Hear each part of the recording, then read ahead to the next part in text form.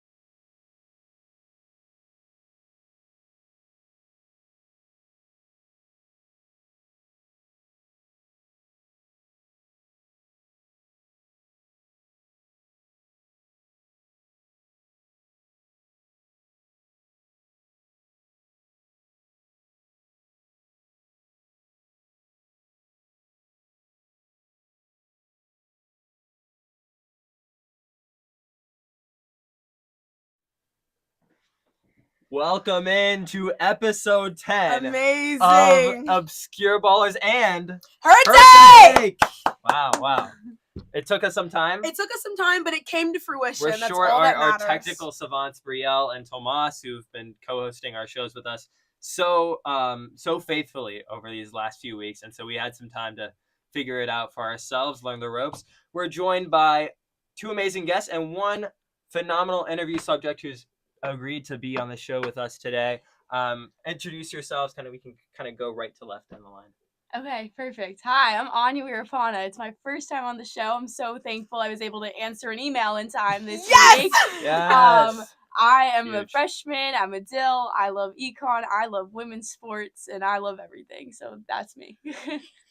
I'm Gabe. I've been on here too many times. Famously one of the only men to consistently come on HerTake last year. Yes. And then Sid's heard me yap about enough obscure stuff to where I was not going to come on once and let the show fade into obscurity. Oh my gosh. Like many of the athletes we cover. My name is Meg. This is also my first time on the show. I'm a sophomore studying English Lit and Legal Studies. And I am here to represent Northwestern Women's Club Hockey.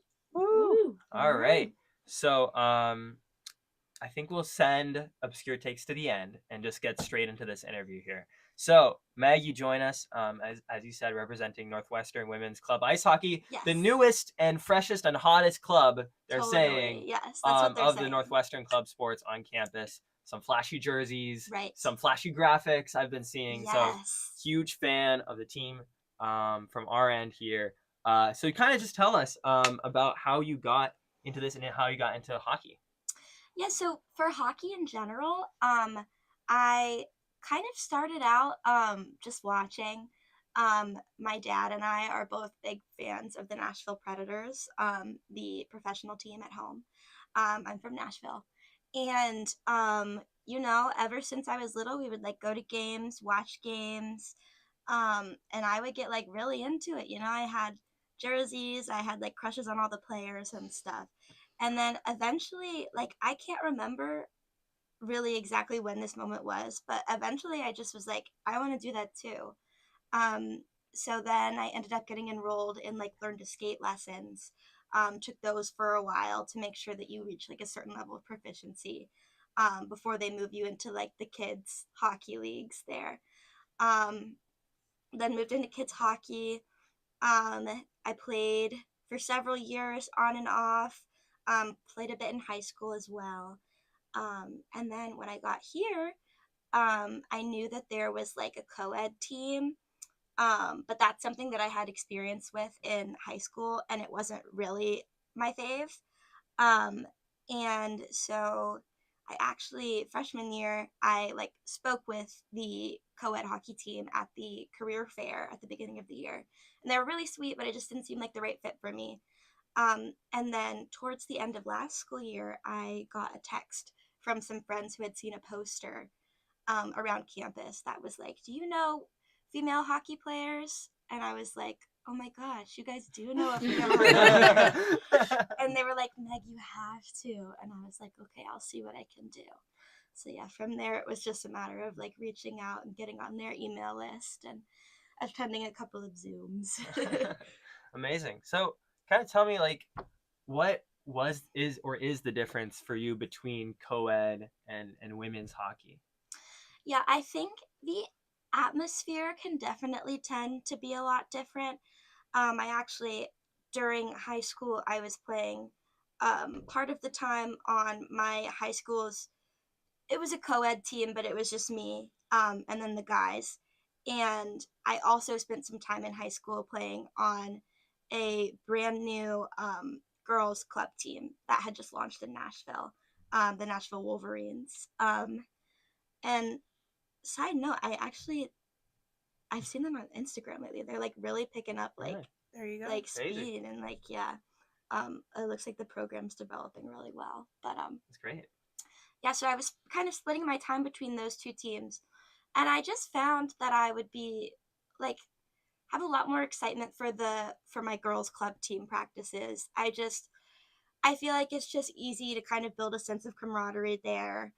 Um I mean, just by virtue of like the men's teams in the area being more developed programs, I felt like the girls club team was definitely like a chiller experience, which was kind of is not for everybody, but was definitely what I was looking for. Like I've never been like athlete, athlete, athlete. Like this is my like I feel like it's more of a hobby to me. Mm-hmm. So I think that the girls club team was a better environment for that. And um I feel like I kind of sensed a similar pattern coming in here to Northwestern with the how the teams are organized. And kind of what was it like with kind of the lack of infrastructure for lack of opportunities for girls to get involved in hockey, and what has it meant to you to have those opportunities start to crop up over these last few years? Yeah. Oh my goodness.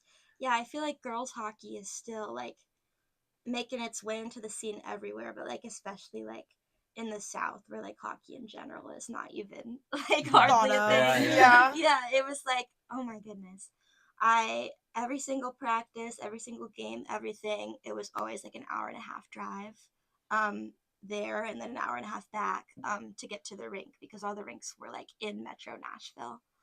Um, so it definitely, I people are like, oh, that took a lot of dedication, but like I want to say it was more so on my parents' part, like waking up to take me there, and then poor little mom like sitting cold in the stands. Yeah. But shout out to them. There you go. But yeah, it was definitely like looking back on it, there are like observable differences, like based on just like the funding that we'd garnered. I remember that we would always commiserate about like the boys' trips would go or boys' teams would like go on trips and things. And that kind of just wasn't in the budget yet, anything huge for us. Who would you play against in like these club teams? Yeah, so there's actually like a Southern Girls Club Hockey League. Oh. Really? Also pretty new. I think that I know that they have the Nashville team. I remember playing Floridian teams. Um, and I think they're also newly expanding lately. So I'll have to check and see like what else they've added. That's crazy cool. Yeah.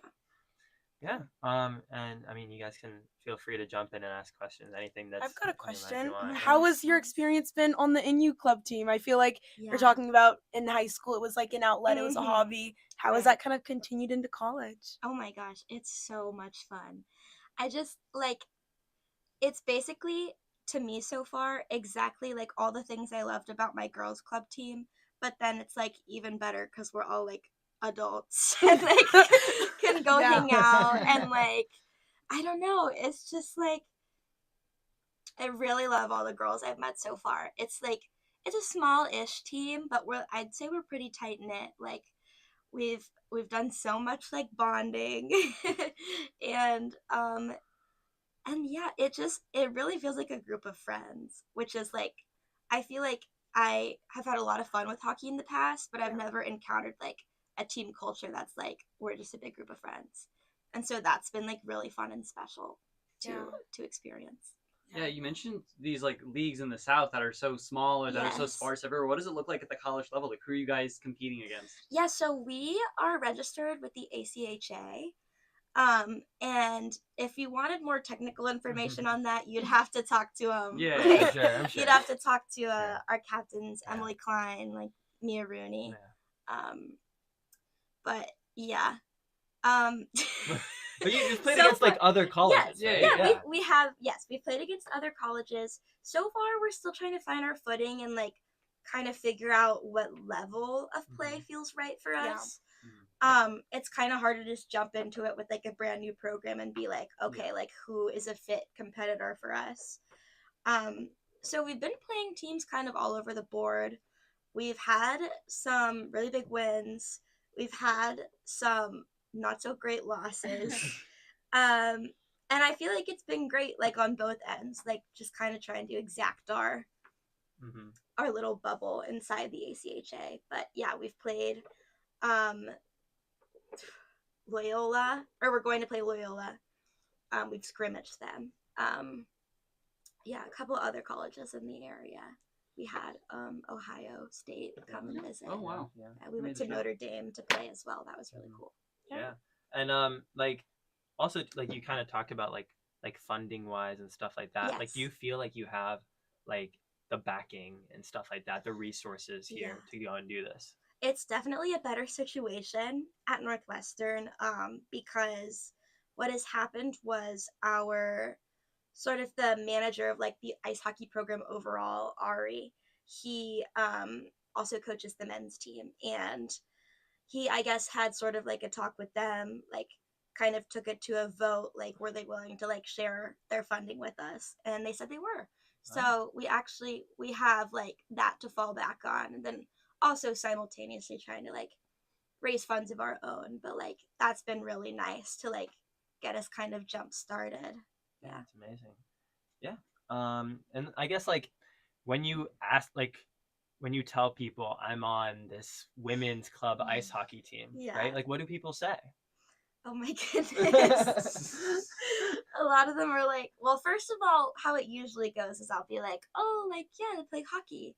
And they'll be like, oh, wow, like with the, like on the field? And I'm like, no, I actually could not tell you even a little bit about that. I don't know anything. But yeah, and then they'll be like, oh my gosh, like that's kind of random. Like, how did you get into that? Especially if they know that I'm like coming from the South. And I'll always be like, dude, I kind of don't know. Just a little kid being like, put me in that. Like, yeah, it's definitely a really positive reaction a lot of the time. People will sometimes be, especially like my parents' friends and things will be like, that's like so crazy. Like, because it is like a relatively new like section of the sport. They'll be like, that's so like brave, and I'm like, thank you. I try. Yeah, like what is it about being on the ice for you? Like, what do you like love most about just playing the sport? You know, I feel like ice hockey in particular has this really like infectious energy because it's just such a fast sport. Yeah. Like each of our shifts are like 30, 45 seconds long. Everybody's constantly like all of like I don't know. It's just never feels. I never feel like it's slow. Like I never feel bored with it. I guess I don't know. That seems kind of obvious, but like I don't know. It really hits you when you like get on the ice and you spend like a whole practice or a whole game out there, and then you come off and you're like, wow, that like flew by. Kind of that like adrenaline rush, Yes, right? yeah. Something's always happening. I don't think it's boring to watch or play. Yeah. I guess like I'm kind of thinking like, you said like I started out by going to Predators games with my dad. Yes, yeah. Like, what is that support structure, throughout all of this? When, I'm sure there are many times when you might have thought about, is there something else that might be a better use of my time, right? Like, who kept you going through it? Yeah. Oh my gosh. Okay. Well, it is definitely my dad, I want to say. My mom also as well is very supportive, but my dad is the one that kind of has that hockey connection with me. A lot of people ask me if he played. He did not. Genuine love for the game. It's just straight from his heart. Shout out Bruce. But yeah, he has always. I remember he used to live in Detroit before I was born. He has some Detroit Red Wings jerseys in his closet. But don't tell anyone I said that. Yeah. He would not be happy. He's a closeted Yeah. Red Wings fan. Closeted retired Red Wings fan. Okay. Adamant Predators fan. Great. So, he's really the one that I think inspired my interest in hockey and obviously is sustaining it. Always texting me, even while we're at school, like, did you see what the Preds are up to? And I'm like, yes. And always takes me to games when I'm at home. He's actually he's scheming to come up here sometime and take me to a Blackhawks game. We did that once last year. He's a little miffed that it has to be the Blackhawks, but just like, it's okay. Hockey's hockey. Yeah. So maybe when the Blackhawks play the Predators. yes, that's what we saw last year. Oh yeah. Yeah, Great. it was really lucky timing. He was here for work, so we saw the Preds beat the Blackhawks on their home ice. It was pretty magical, but yeah. Yeah, nice. So I guess like, I feel like some people, especially in these like more niche sports, so you ask them, they're like, I feel a responsibility to carry the torch, be an ambassador and stuff like that. Other people are like, I just want to play and have fun and like enjoy it, and I'm less like enthused about being like a sponsor or like advertising to other people, getting people interested. Right. Like, where do you kind of land on that? Like, do you feel like a responsibility to kind of like keep it going and stuff like that, or just like more enjoying it? I think I try.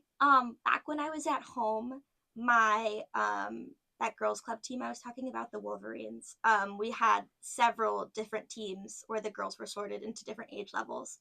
And there were, opportunities from time to time for us to kind of be there as the older girls to support the younger ones. And I felt like that was a really tangible way for me to feel like I was making a difference.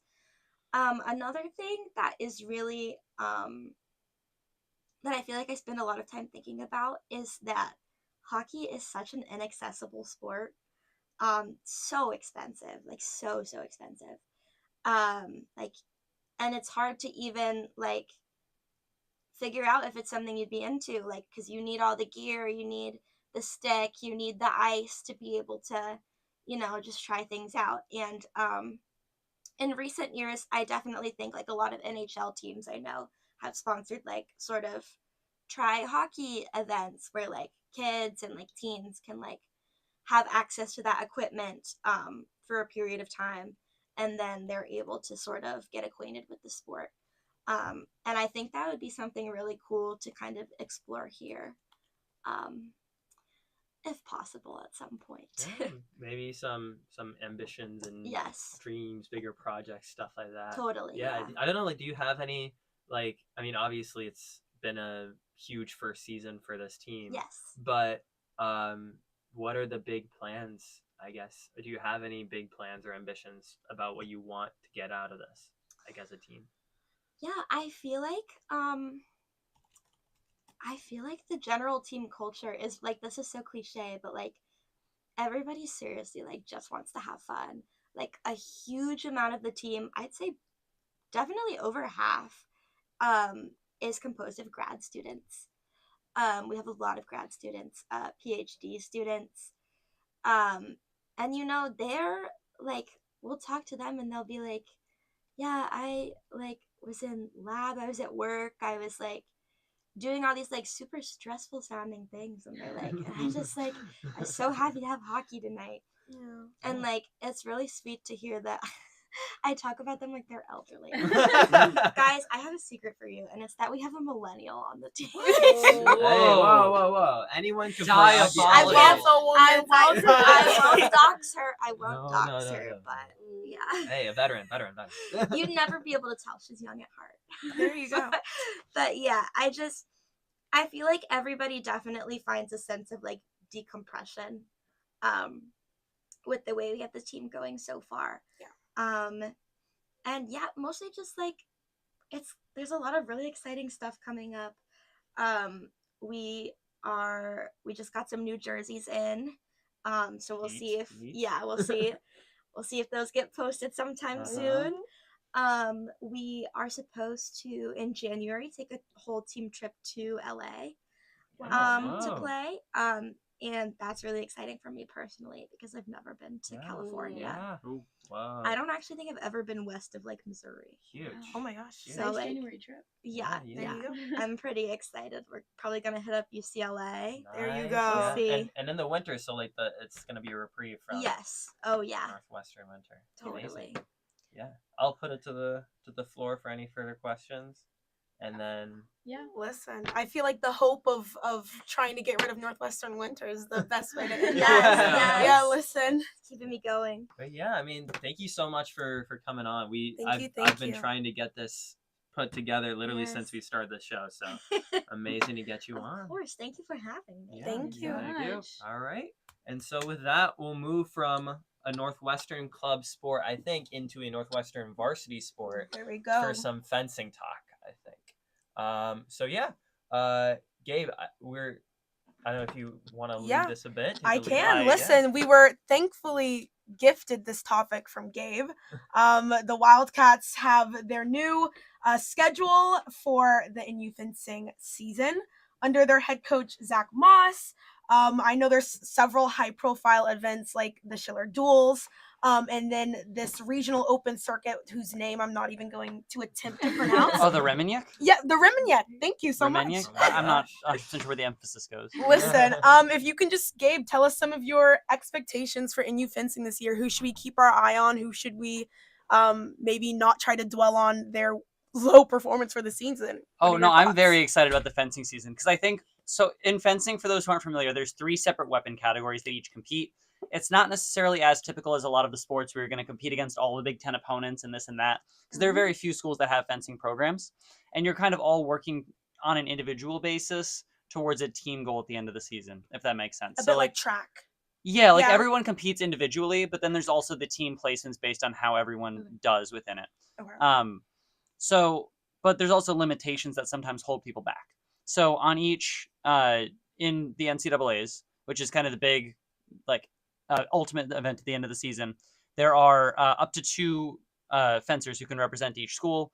Typically, there are very few schools who have 2 fencers in each weapon category because there's roughly about 40 schools that can compete.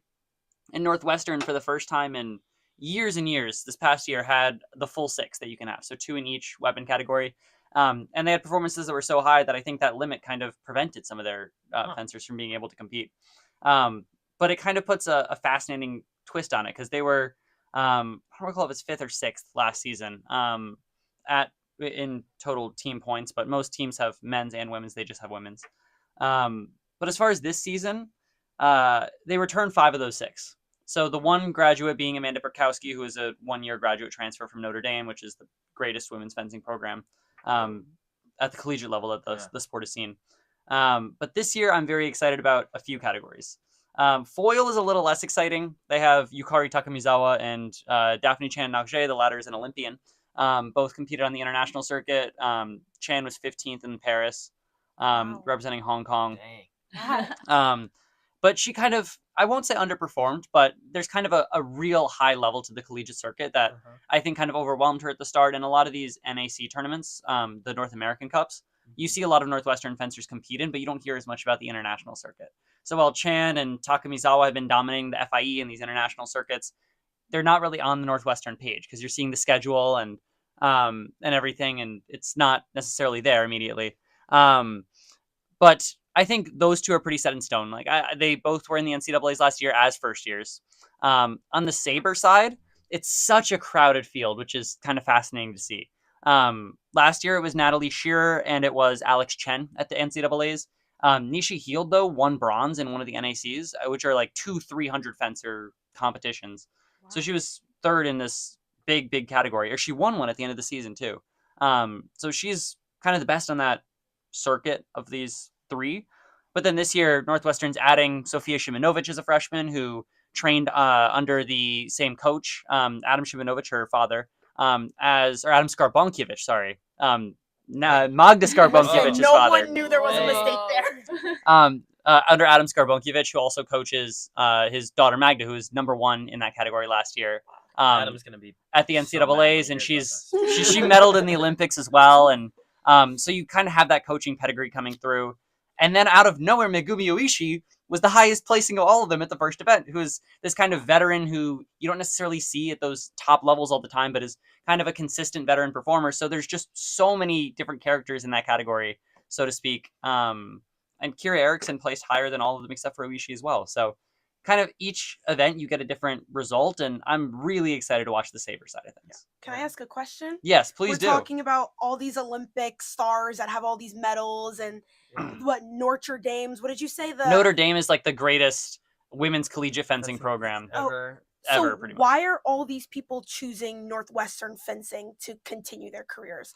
It's actually interesting because I spoke to someone a while back who had collegiate D1 fencing offers and kind of said like Northwestern wasn't really the program that was this big name at the time. They placed as high as third back in 2021. But I think the reason why people are choosing Northwestern and why people choose a lot of like schools for fencing is academics. Yeah. So there's a reason why when you look at these smaller sports, the teams that are consistently the best are Notre Dame, which is a really high quality academic school. And it's, the Harvards and the Yales and the Princetons of the world, or a lot of times the best program. Stanford has a great program as well. So I think a lot of this is academic. There's a famous New York Times article about how like fencers have one of the highest rates of getting into these elite schools out of any sport.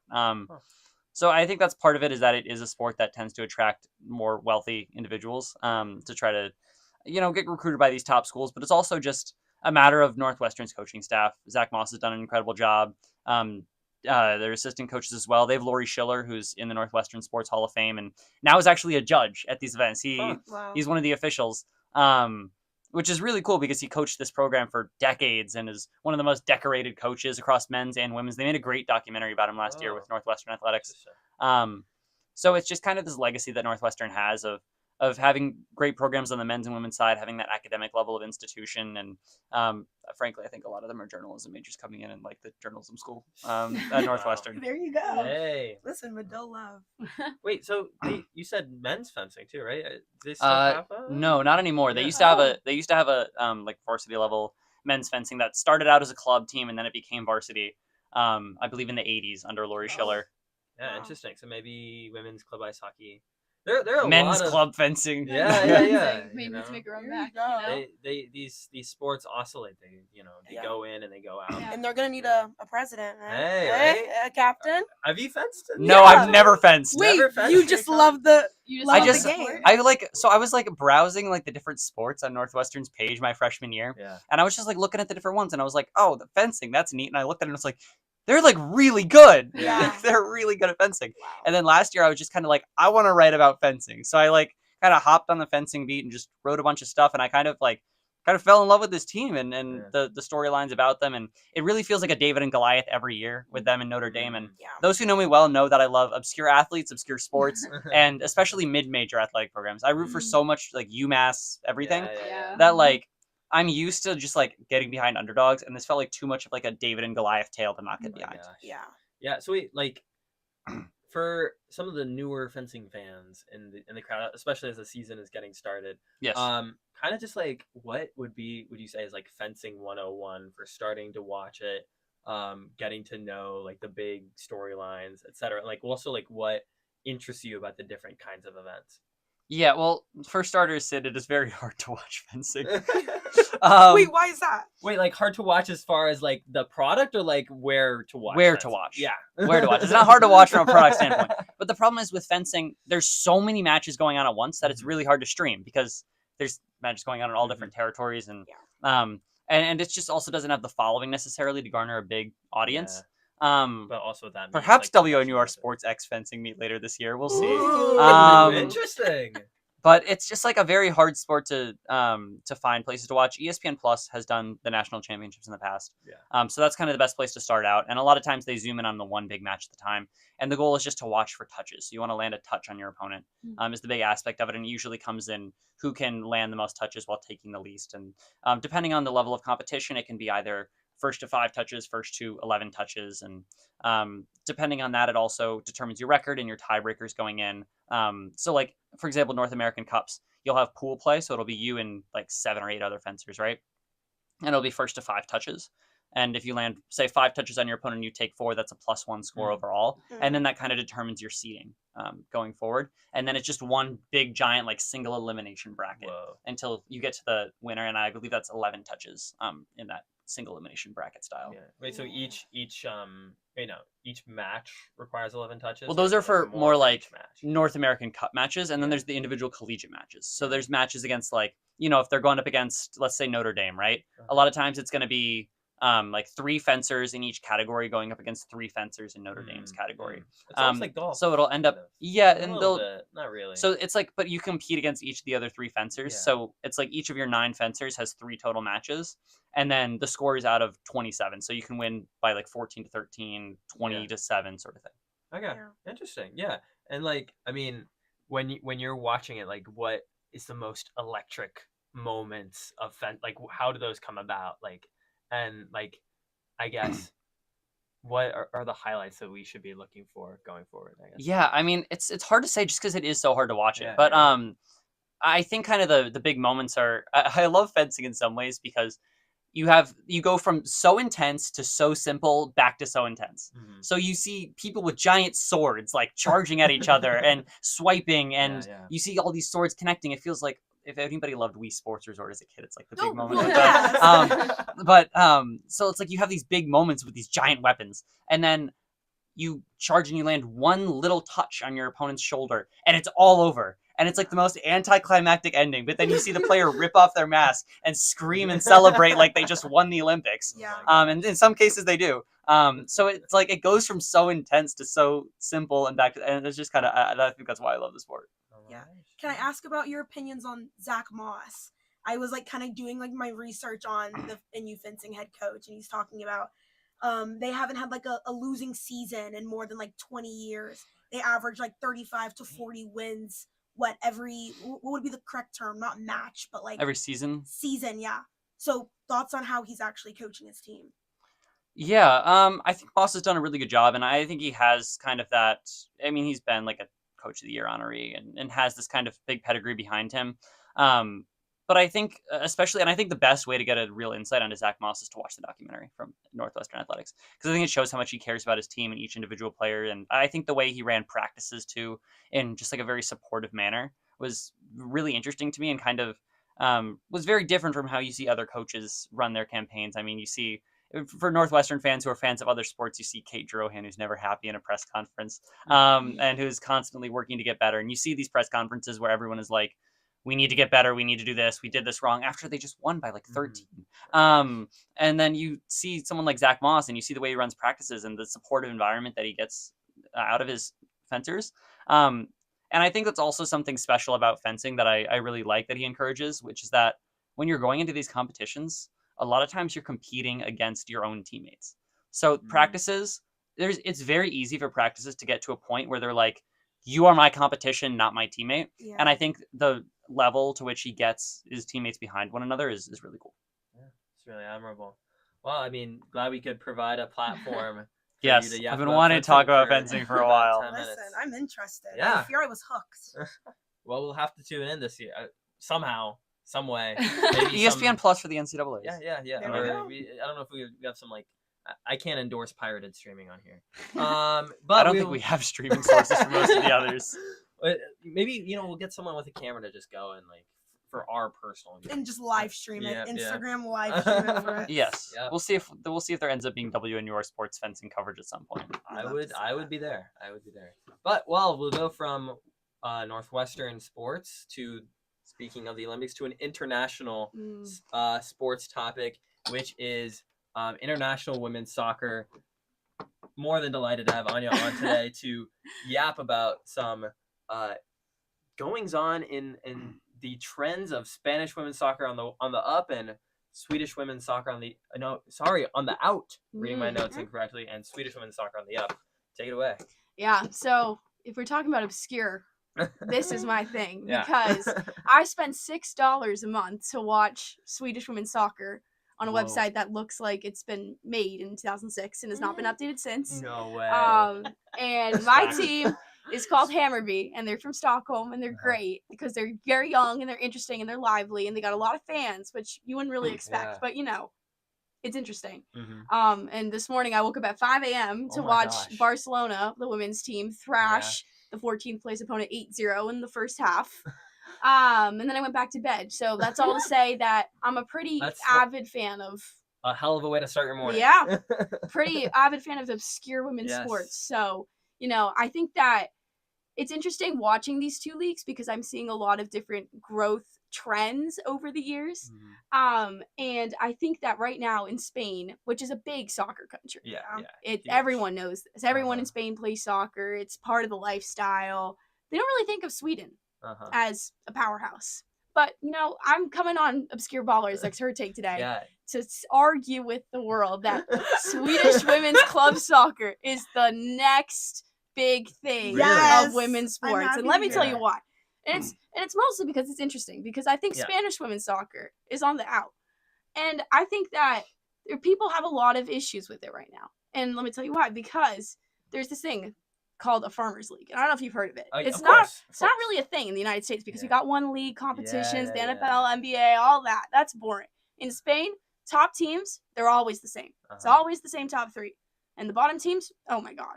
They don't hold a candle to the Barcelona, the Real Madrid, the Atletico Madrid of the world. It's an easy league to play in. They always win. And there's also another thing called financial fair play. And it's a big issue right now